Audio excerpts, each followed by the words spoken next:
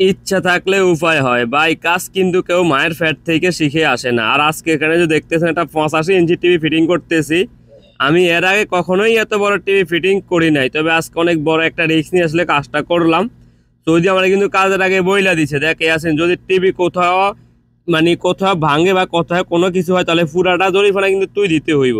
তো ভাই কাজ কাম নাই, তারপর আসলে রিস্ক নিয়ে কাজটা করলাম। আমি প্রথমত আগে টিভিটা চালাই, ওখানে নিচে চেক করে নিলাম যে আসলে কি টিভিটা চলতেছে কিনা। তো এই যে দেখতেছেন 85 ইঞ্চি একটা টিভি ভাই, আমি এর আগে কখনো কিন্তু এত বড় টিভি ফিটিং করি নাই, কারণ কাজ কামের অবস্থা বর্তমানে ভালো না। একদিন কাজ করলে ভাই 2-3 দিন কাজ থাকে না, তাই আসলে টিভিটা ফিটিং করতেছি, কারণ এর আগে কখনো আসলে আমি এত বড় টিভি ফিটিং করি নাই। তো আজকে টিভি ফিটিংটা কেমন হইতেছে যারা কাজগুলো করেন অবশ্যই জানাইবেন। তো যদিও আসলে আমি আজকে টিভি ফিটিংটা যদিও সৌদির সাথে কন্ট্যাক্ট না কইরা কাজটা করাতে সৌদি আমার টাকাটা অনেকটাই কম দিছে, যেটা আসলে এখানে বলার মতো না। তো আসলে এই কাজগুলা করার আগে অবশ্যই আসলে আপনাকে কন্ট্যাক্ট কইরা নেবেন, তা না হলে আসলে আমার মতো আপনারাও ধরা খাইতে হইব।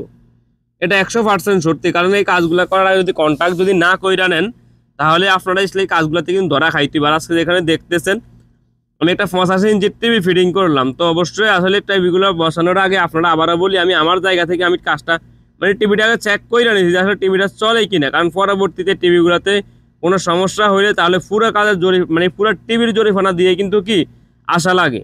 তো আসলে কাজটা কেমন হয়েছে আমি আমার জায়গা থেকে চেষ্টা করছি সুন্দরভাবে করার জন্য, মানে এরাই কখনো ফিটিং করি নাই। তো যারা কাজগুলো জানেন দয়া করে জানাইবেন আসলে কাজটা ঠিক আছে কিনা।